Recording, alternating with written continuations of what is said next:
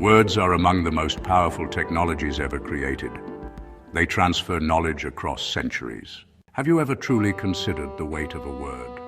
Not its weight in ink, nor the fleeting vibration it makes in the air, but its true substantive gravity. We so often treat them as cheap commodities, spent without thought, scattered like dust on the wind. Yet these seemingly ephemeral things, these collections of breath and sound, are the very architects of our reality. They are the tools with which we build civilizations and the weapons with which we tear them down. They are the unseen currents that steer the great ships of state and the quiet whispers that chart the course of a single human life. They inspire nations. Think of the speeches that have echoed through the halls of history, words that have rallied the downtrodden, given courage to the fearful, and forged a common identity from a scattered people. A single, well-timed phrase can ignite a revolution of hope, turning a crowd of individuals into a unified force for change, their hearts beating to the rhythm of a shared purpose. These are the words that are carved into monuments, memorized by school children, and passed down as a legacy of what we can be at our very best. They strengthen faith. In the quiet solitude of a study or the shared reverence of a congregation, words become a bridge to the divine. They are the anchors of Scripture, the substance of prayer, the lyrics of hymns that lift the soul. For millennia, people have found solace, guidance, and an unshakable sense of belonging within the sacred texts. A verse read at the right moment can feel like a personal letter from eternity, a confirmation that one is seen, known, and loved. This is where words transcend mere communication and become a conduit for communion, strengthening the spirit against the trials of the world. They heal wounds. The deepest cuts are often not to the body, but to the spirit. They are the wounds of betrayal, of shame, of loneliness. And while time may dull the ache, it is words that offer true medicine. The simple, profound power of, "I'm sorry, I forgive you, I am here for you." These phrases are balms to the soul. They can mend a fractured friendship, comfort a grieving heart, and begin to undo years of silent suffering. A word of genuine affirmation can be the first light that breaks into a mind long clouded by self-doubt, whispering a truth the heart had forgotten. You are worthy. You are valued. They break chains, not chains of iron, but the more insidious bonds that hold us captive, the chains of addiction, of fear, of generational trauma, of limiting beliefs. The right words, spoken with truth and love, can be the key that unlocks these invisible prisons. A therapist offering a new perspective, a mentor speaking belief into a young person's life, or even the courageous act of speaking one's own truth aloud for the first time. These are acts of liberation. They declare that the past does not have to define the future, and that a new story is possible. They shape the direction of a life. Consider the moments of decision, the crossroads we all face. How often is it a word that nudges us down one path over another? A teacher's encouragement that sparks a lifelong passion. A parent's careless criticism that extinguishes a fragile dream. A friend's challenge that inspires a bold leap of faith. Our lives are a tapestry woven from these moments, and words are the threads. They form the narrative we tell ourselves about who we are and what we are capable of. They can be a compass that guides us toward our true north, or a weight that holds us anchored in a harbor of regret. Their greatest power, you see, is not found in some mystical frequency or hidden esoteric code. It is found in their profound and daily ability to transform the mind, stir the heart, and influence the soul that receives them. This power is not abstract. It is intensely practical, woven into the fabric of our families, our workplaces, our digital town squares, and the quiet conversations we have with ourselves. And because of this immense power, this capacity for both creation and destruction, The ancient scriptures have always treated them with the utmost seriousness. From a biblical perspective, words are treated as extremely powerful. They are never neutral. The book of Proverbs, that great collection of ancient wisdom, puts it in stark and sobering terms. In chapter 18 it declares, "Death and life are in the power of the tongue, and those who love it will eat its fruits." Think on that. Not merely good and bad, or pleasant and unpleasant, but death and life. It suggests that every time we speak, we are planting a seed of vitality, encouragement and growth, or a seed of decay, discouragement, and destruction. And we, the speakers, will eventually feast on the harvest we have sown. The challenge then is immense. The Apostle James, in his famously practical letter, compares the tongue to three things. First, to the bit in a horse's mouth, a small piece of metal that can direct the entire strength of a powerful animal. So too, he says, can our words direct the course of our lives. Second, he compares it to the rudder of a great ship, a small plank that steers a colossal vessel through mighty winds and waves. Our words, though seemingly small, set our direction. But then he offers a third, more terrifying image, a spark. How great a forest is set ablaze by such a small fire, he writes, and the tongue is a fire. It is a restless evil, full of deadly poison.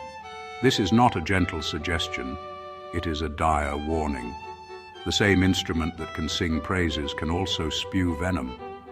The same tool that can build a relationship can burn it to the ground in a moment of anger. Taming this force, James concludes, is a lifelong, divinely aided struggle. So what is the alternative? If the tongue is so dangerous, should we retreat into silence? The scriptures propose a different path, not the absence of speech, but the transformation of it. In his letter to the Ephesians, Paul gives this charge. Let no corrupting talk come out of your mouths, but only such as is good for building up as fits the occasion, that it may give grace to those who hear. This is the positive vision. Our words are to be tools of construction, not demolition. We are called to be builders, using our speech to strengthen, to encourage, to edify those around us. Every conversation is an opportunity to give grace, to bestow a gift of kindness, understanding, and unmerited favor upon the listener. It reframes speech from a right of self-expression to a responsibility of selfless service. Before we speak, we are to ask, will this build up? Does this fit the occasion? Will this be a gift of grace to the person who hears it? This call to intentional speech is underscored by a profound sense of accountability. We may forget the careless words we utter, but the biblical witness claims that they are not forgotten. Jesus himself offers this startling teaching in the Gospel of Matthew. I tell you, on the day of judgment, people will give account for every careless word they speak, for by your words you will be justified, and by your words you will be condemned. Every careless word. The gossip whispered over coffee, the sarcastic jab disguised as a joke, the angry rant in traffic, the thoughtless comment posted online. None of it, we are told, is truly weightless. It all accumulates. It all testifies to the state of our heart. Our words in the end become our witnesses, either acquitting or condemning us. It is a call to live with the awareness that our speech has eternal significance, shaping not only our relationships on earth, but our standing before our Creator. The power of words, then, is a sacred trust, a gift to be stewarded with wisdom, humility, and a profound love for both God and neighbor. From the ancient book of Proverbs, chapter 18, we find a truth that resonates through the ages, a principle as foundational as the earth beneath our feet. It declares with solemn weight, death and life are in the power of the tongue, and those who love it will eat its fruits. Consider this for a moment. The very instruments we use for tasting, for breathing, for singing a lullaby. These same instruments hold the potential for both creation and destruction. This is not to say our words are magic spells or incantations, weaving reality from thin air in some mystical fashion. Nay, the truth is far more profound and far more personal. The power of the tongue is the power of influence.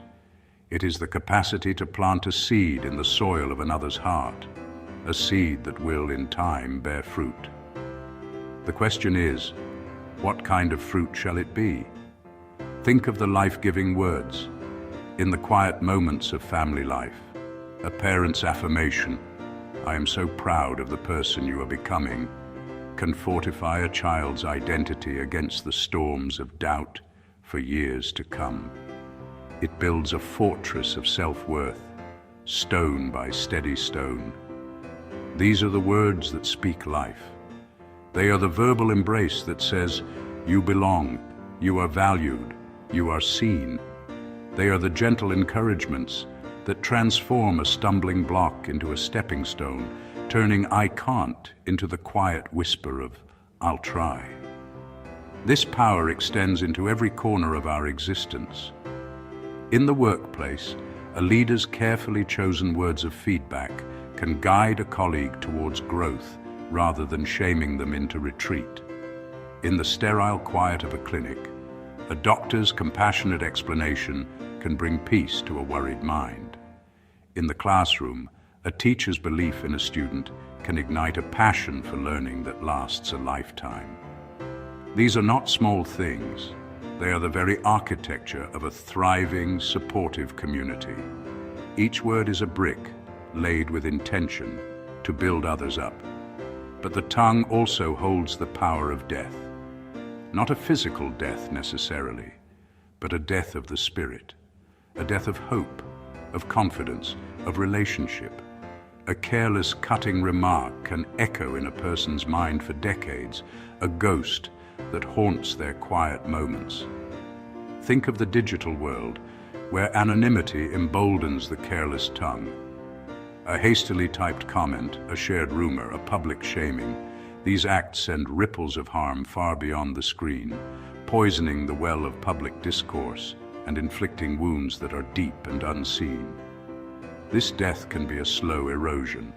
The constant drip of criticism within a marriage can wear away the foundations of love. The sharp word of a friend in a moment of anger can sever a bond of trust. And perhaps most tragically, the words we speak to ourselves, the internal monologue of self-recrimination and doubt, can become a self-fulfilling prophecy, convincing us of our own inadequacy. This is the fruit of a tongue that deals in death. It is a bitter harvest of isolation, shame, and brokenness. So the scripture reminds us, those who love it will eat its fruits.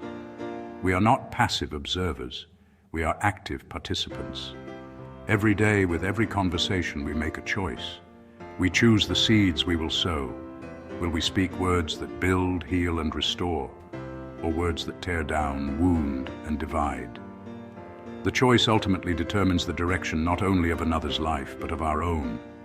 For the harvest we cultivate in the hearts of others is the very sustenance on which our own soul will feed. Let us, therefore, choose to be gardeners of life. And so we arrive at the threshold of our own resolve. Having journeyed through the ancient truths of the power held within the tongue, we are left with a choice, a daily, moment-by-moment commitment. It is a prayer that hath echoed through the ages, a plea for divine assistance in a most human struggle. As the psalmist wrote, "Set a watch, O Lord, before my mouth. Keep the door of my lips." For in this age of instant reaction and global amplification, this prayer is not one of passive silence, but of active, intentional speech. It is a call to become gatekeepers of our own words, to guard the wellspring from which they flow. So speak with wisdom.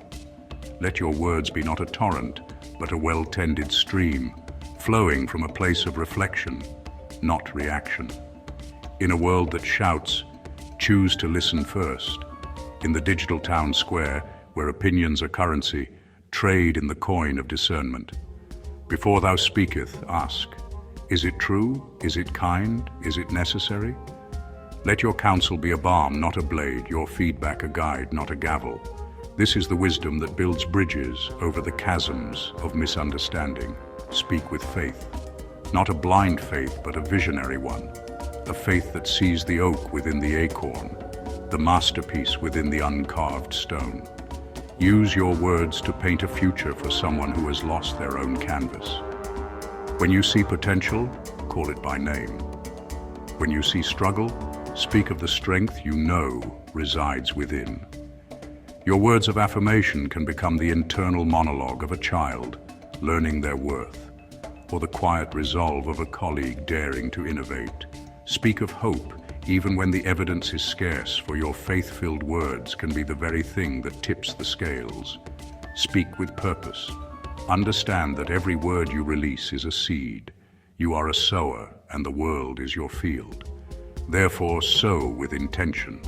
Let your purpose be to edify, to heal, to unite, to inspire. Whether you are leading a team, raising a family, or simply commenting on a stranger's post, your words carry the weight of your intent. Let that intent be a force for good. Let your voice be the one that calms the storm, clarifies the mission, and calls forth the best in those around you. This is the legacy of a life well spoken, because the words you release today may become the direction someone walks in tomorrow. They are the signposts on the journey of life, the echoes in the chambers of memory, the foundations upon which futures are built. Let the words of your mouth and the meditation of your heart be acceptable in the sight of the Lord. Go forth and speak life.